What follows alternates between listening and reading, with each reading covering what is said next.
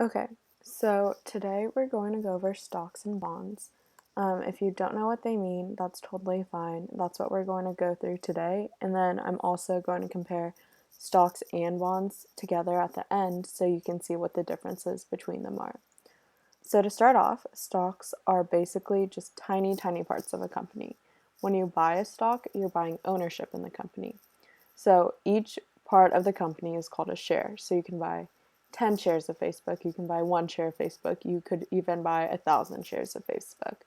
Um, just because you buy a share doesn't really mean you have any power in the company, mostly because there are thousands and thousands and sometimes millions of shares each company issues.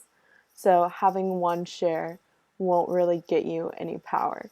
So if you want to reinstate a hate button on Facebook instead of having a like button, having just 10 shares of Facebook isn't going to change anything.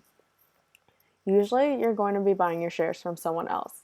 So, a company will issue shares and people will buy them, but then those people will then go back and resell them to other buyers. So, you're not really buying from the company firsthand, you're most likely buying from somebody who already has shares. And with stocks, the company's success equals your success. So if the company makes money, your stock price is going to go up. So you can sell it and make money. If the company loses money, the stock price will go down because nobody will want to buy it and you won't be able to sell it for as much as you bought it for. Bonds are a little bit different. Basically, they're like IOUs, so they're not really ownership in a company. The company is just saying, like, oh, you give me money now, and then I'll pay you back later. And the whole idea with bonds is that you'll get paid in coupons. So they can say, oh, if you give me $100 now, I'll give you $5 every year until I pay off the principal, which is the original $100. Companies like Johnson and Johnson will issue bonds, but also the government can do it too. So the way government works with bonds is that the government will issue bonds to like the general public, like banks and individuals can buy bonds from the government. And when we buy bonds from the government, we give them our money and they give us basically what amounts to an IOU written on a piece of paper. So when the government is selling us a lot of bonds, they're taking a lot of the money out of the economy because we're giving them our money in exchange for these IOUs. When the government buys the bonds back, that's their way of pumping money into the economy because they're going to be giving us money and we're going to be giving them the IOUs back. So if we want to look at stocks versus bonds, stocks is ownership in a company, bonds are IOUs.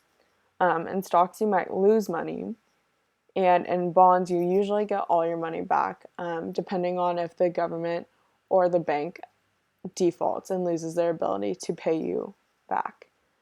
Stocks have dividend payments, which are basically just tiny payments that you'll get at just increments of time.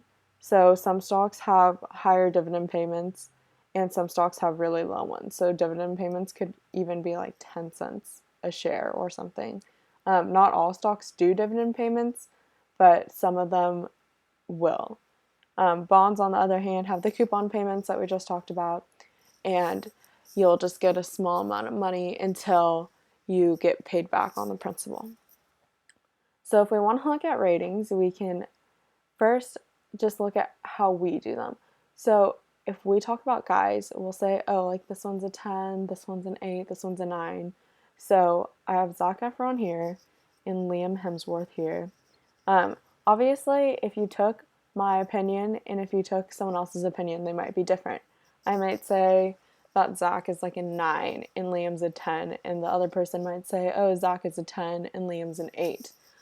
So ratings are pretty subjective, and it's the same way in the finance world too. But the thing with ratings is that obviously we're not going to look at both of these guys and be like, wow, they're like ones, they're so ugly, like no one even wants to look at them. Even though I might have a different opinion from someone else, we'll pretty much be around the same. So we'll both be like, oh, like they're both attractive. It won't be as extreme as like, oh, I think this is the most attractive man on the face of the earth, and someone else is like, no, Zac Efron is like horrible. He should go hide under a rock. So when the finance world does ratings, there's a few different agencies that will rate rate companies. So there's a Standard and Poor, there's Moody's, and there's Fitch. So we can kind of think about it as like, oh, I'm Standard and Poor, you're Moody's, and this third person is Fitch. And they'll all rate companies based on their ability to pay back their loans and pay back their IOUs. So Standard and Poor, which I'm pretending to be, might say, "Oh, I think Johnson and Johnson is a really good company. They're really strong. They have a lot of money. So I'm going to give them an A rating." And Moody's might say, "Oh, well, they haven't been doing too well lately, so I'm just going to give them a B." And that's how it works basically. So the scale for ratings goes from AAA to D, with AAA being the best and D being the worst.